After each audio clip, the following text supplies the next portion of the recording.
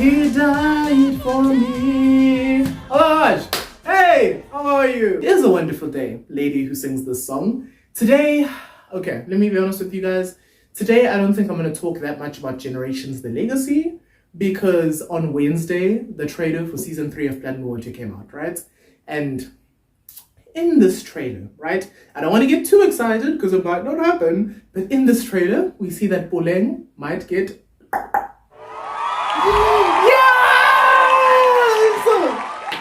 It was like, okay, so the full context is Boleng is confronted by a para on a boat and she jumps off the boat. Now, I don't mean to be a pessimist, but it's just like getting rid of fish in a barrel, you know? So, because I'm someone who likes to look at the glass as being half full instead of half empty, today we are going to choose who the new main character of Blood and Water will be if Boleng gets pew-pewed. First things first, Figile, it's not you, girl.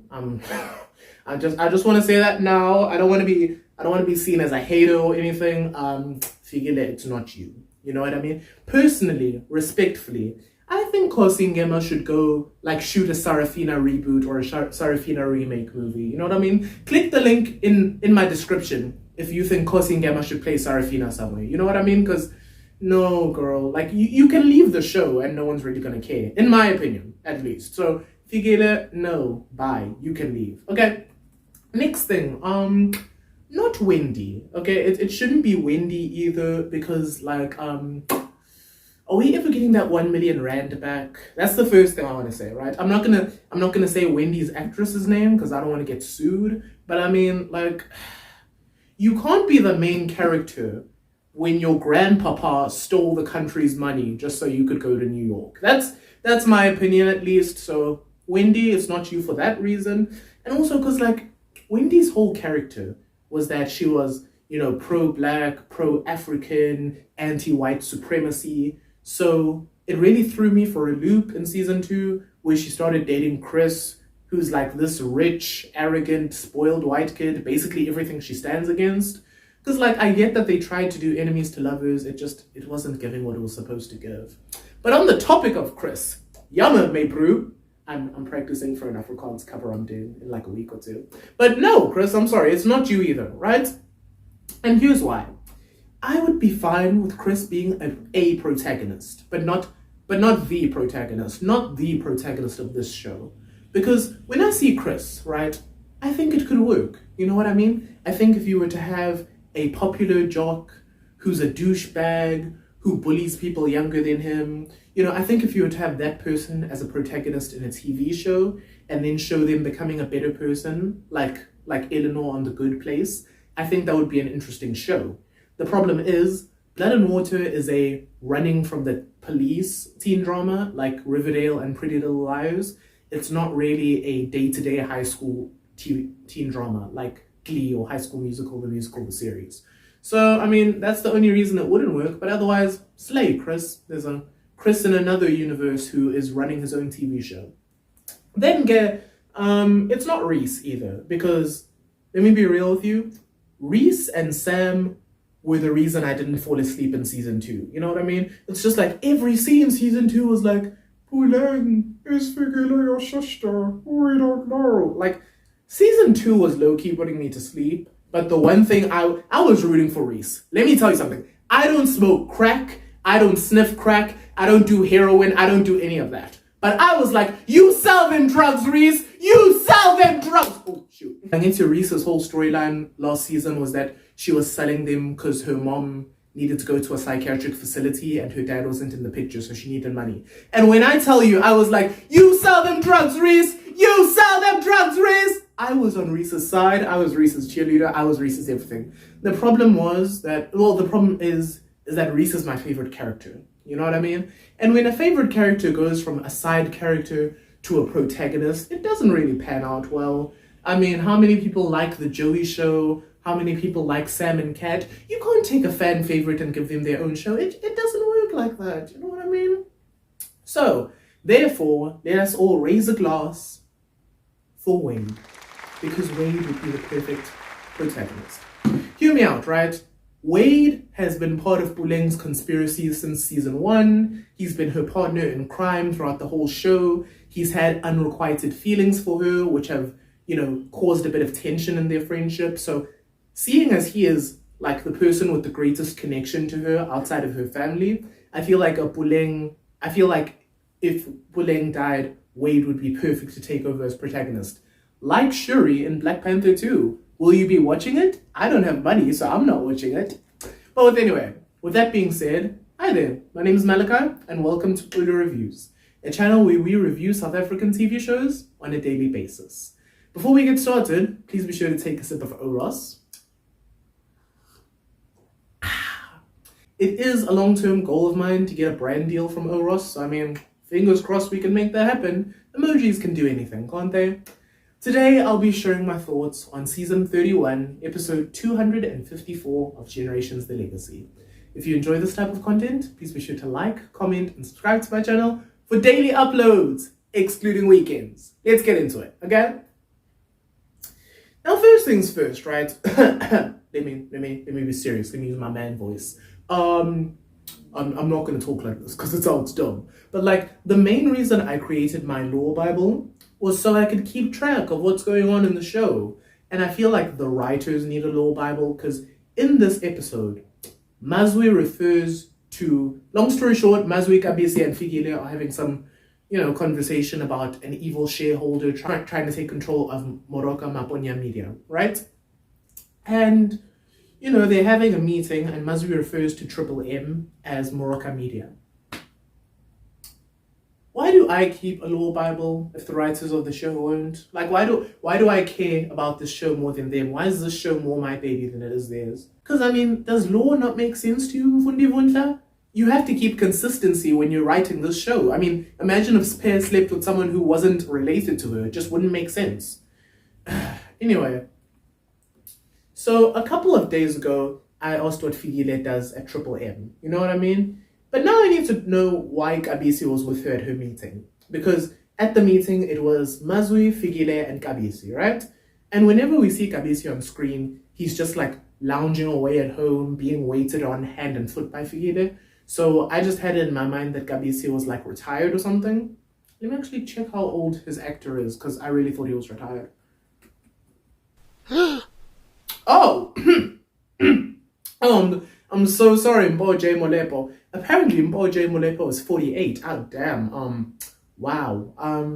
I don't know what to say, except for maybe go start a skincare routine? I don't know. But I'm sorry, I really thought you were 67. I'm really sorry about that.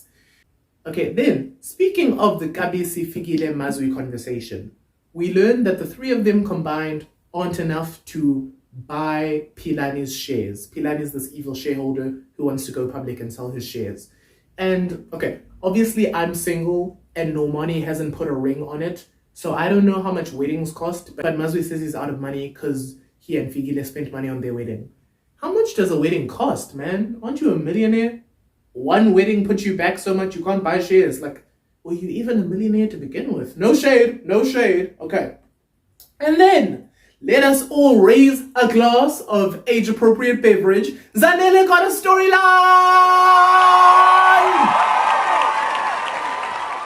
Okay, so, long story short, I haven't been speaking about Zanele in the past week because her whole storyline was to be in the back of the Pele storyline and just give Pele shady looks I have a wins and turning job. I can't speak closer.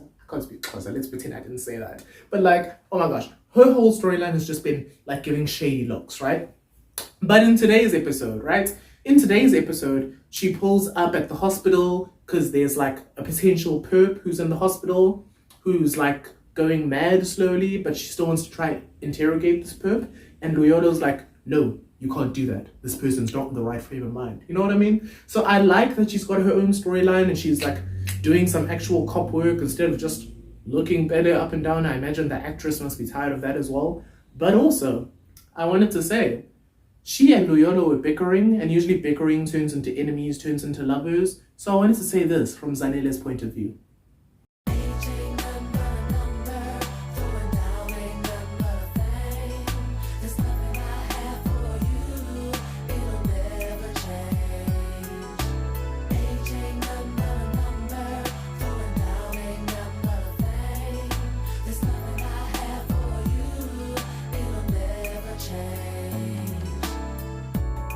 So I mean, why disagree with Aliyah? If you're going to be a cougar, you will be the best cougars, Anene. Do you hear me? How? Yeah, boy. Okay then, in today's episode, Cosmo says that he's planned surfing lessons for the whole family. And that emotionally affected me because it's been a dream of mine for the past 10 months to get cast in Outer Banks.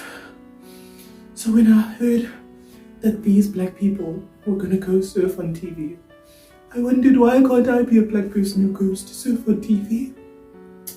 So if any one of you knows a casting director or a producer on Outer Banks, please ask them how I can audition.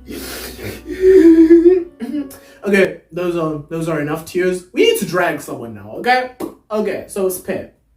I don't mean to call you dumb, Spesile. I don't mean to say you are a dumb person. All I mean to say is that, you know what? You watch the footage, you get back to me on what you think.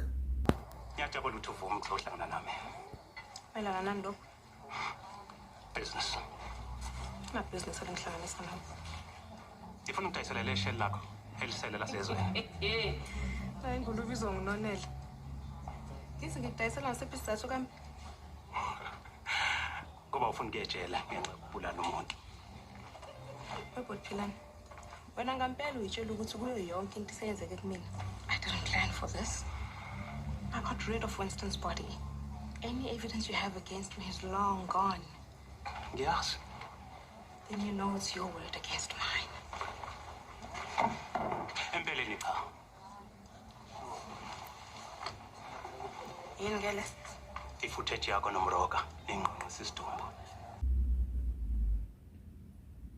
So as I mentioned earlier, this is Pilani, who's the evil shareholder from Moroka Maponya Media, who wants to sell his shares publicly, right? And for some reason, he's trying to get Spare's shares, right?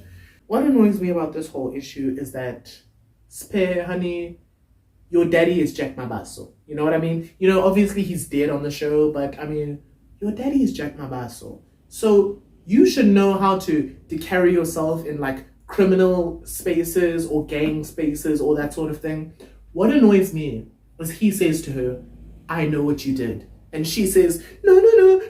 When I killed Winston, I buried Winston. I was there with Mazwi. And I'm like, Spare. Let's hypothetically say that Pilani didn't have the USB and Pilani didn't know too much information about what actually happened. Besides the fact that she just confessed, what if he was recording her? You know what I mean? He could have easily had his phone in his pocket, you know, getting some nice quality audio of saying, Pilani, when I killed Winston, I buried him. I made sure you wouldn't catch me. Like, that, I don't know that much about the police system, but I don't know if she would get arrested over that, but wouldn't she, you know, get brought downtown for a few questions? Wouldn't Winston's investigation file come wide open again? So, Spare, you're a bit of a dummy and you take an L. And then, so for the final topic of today, right, please let me find the words. I am a Christian. You know what I mean? I am a Christian, and I'd like to say that I hold Christian values in my heart. With that being said, and also I haven't watched the 50 Shades movies yet, although I can't wait to see Dakota Johnson in Madam Web. Tell me in the comments if you're going to watch what Madam Web. Just type while I drink my rose. Okay, anyway, as I was saying, I am a Christian, and I'd like to think I hold Christian values dear to my heart. So it saddens me that, you know, we don't even know what we can turn on for the kids today anymore. We don't know what's appropriate. So, as we all know, Spesihle is sleeping with her uncle. Now, I don't know how dominance and submission and kinks and all that work. I don't know. That's none of my business. What annoys me is we see her and her uncle in a very suggestive scenario. Please watch the clip and then we'll be back. Stop, please. Baba, you can't. Makai,